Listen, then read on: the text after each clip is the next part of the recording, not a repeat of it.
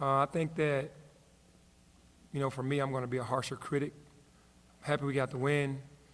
Didn't like the fashion of being out-rebounded or, taking some plays off because we worked too hard in practice. So I didn't like that, but I was definitely, happy for the win. How did you watch the game? What did you do? I went to a sports bar and went into like a private room and watched the game. Just you, or were you have Yeah, people? just me. You think anybody in the sports bar knew you were back there? Oh, of course, for sure. I knew that they knew I was back there, but they were respectful and just allowed me to watch. What did you think about the lineup that you put out there? High energy lineup. That's what I felt. Caleb has been having, tendonitis issues, and I hope he'll be ready to play full speed at Missouri. And I wanted to get Malcolm out there because of his energy, like his defensive energy. It's no knock to anybody, Jordan Brown still played the most minutes. Caleb still plays starter minutes. To me, I don't get into the start and the not start. We got 9 starters on this team in my mind. At any given time, you can start anybody. Those 2 guys are going to be great at what they do because we're going to need them. And plus, I put them with the second group because I wanted that second group to be focused on them. I wanted them to come in the game and get going and not get lost in all the alpha males being in the first group. Going into Friday, do you change things up or you keep it going? I'm not sure. I'm going to talk to Coach and see what makes him comfortable.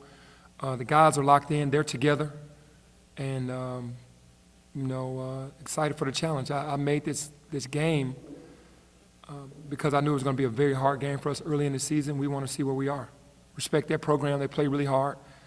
And unfortunately, I'm not going to be coaching, which I was hoping I would be, but I'll be watching.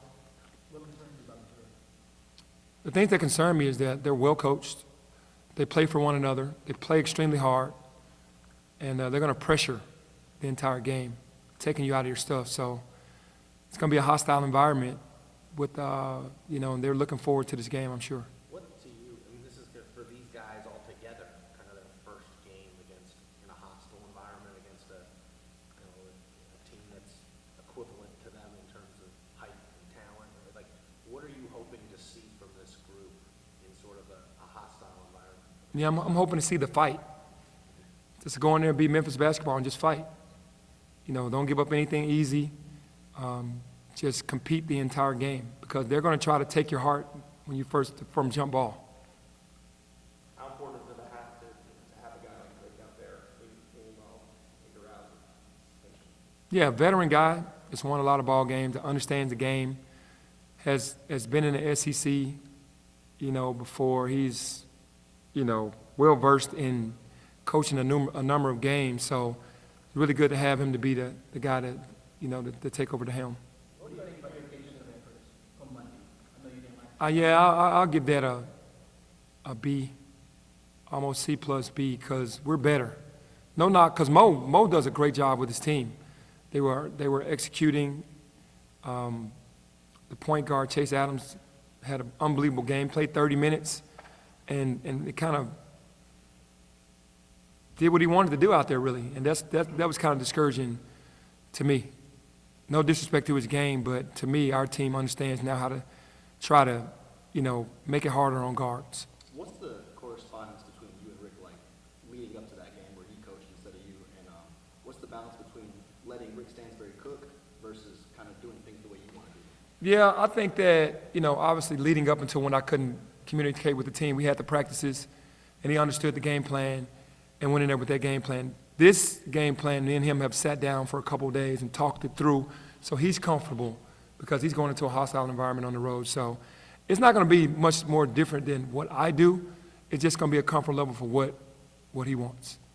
Was Caleb the only one dealing with anything physical going into Friday? Yeah, I think Caleb is the only one.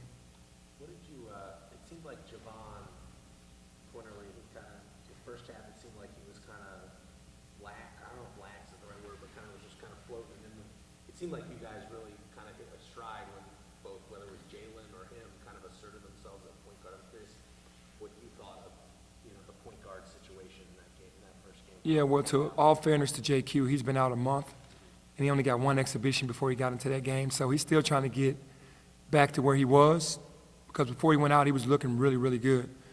And for Jalen, his game is, getting up and pressuring and creating havoc. And that's what he did when he came off the bench. So I was pleased with the point guard play. I wanted the tempo to be a little faster, but other than that, JQ being out a month, how that looks. After DeAndre got news of what happened, have you all talked? Yeah, we've talked. What kind of advice did you give him going forward? That I was going to help him in any way that I could professionally.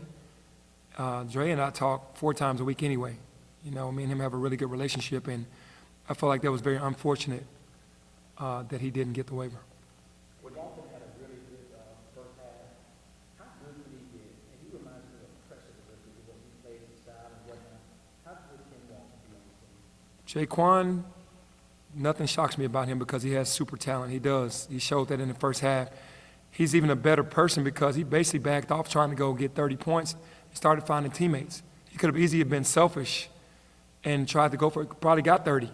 And that just says a lot about him. Not only is he a great basketball player, but he's our leader and he's a better person. So I'm anxious to see what his ceiling is going to be this season because he can have some monster games. How do you think Damian's bounced back in that second half? Kind of a sloppy first half, 5 turnovers, kind of really came back and made some shots for that second half. How do you think he adjusted after? That's just David in a nutshell. He's going to have some bad plays. He's going to have more great plays, obviously, but that's just how he plays. He plays reckless, plays aggressive. He's going to have some turnovers. He's going to shoot some bad shots, but he's also going to have some big rebounds, some big steals, and play great defense. So I knew he would bounce back. It's not going to happen to him long. It might happen for a little while, but he'll eventually get something, a steal or knock down a 3, and he made his 3s in the second half, which really helped. I know you said you don't How long care. of a leash do you give him when he's having a game like that? How long of a leash do you give him as a coach to kind of let him self-correct? Usually a long leash in that game. Me, if I was coaching, I probably would have taken him out earlier to kind of calm him down. But you give him a long leash because he plays so hard for the entire game. I know you don't care about who starts and who doesn't. Do your players have that same mentality? Over there? Every player in America feels like they should be starting. Sure. That's just really how it works. It doesn't matter if they deserve to start or not. They're like, I should be starting. And there's, like I said, 8 or 9 guys on this team that are definitely, starters. They're definitely starters. And you just can't start with 5 guys. And I know you mentioned kind of the energy of that 5 you put out there. Is part of that at least sending a message to, JB and Caleb about what they can be doing better? Or, No, energy? I'd hate to say it that way. I think that I just tried to get them with a group to get them more opportunities because there was so much scoring in the first group. And for those 2 guys, I just felt like putting them with that second group that they would be the main focus. And it's not sending a message saying what they should be doing better because neither one of them really did anything wrong. I just wanted to switch it up. You were talking earlier about speed and wanting to play more up-tempo. It felt like at the beginning of the game, they were trying to play with speed, but it felt rushed. How do you navigate it during a game like that, playing up-tempo but not rushing? Yeah, we just have to understand what we're trying to do. We want stops.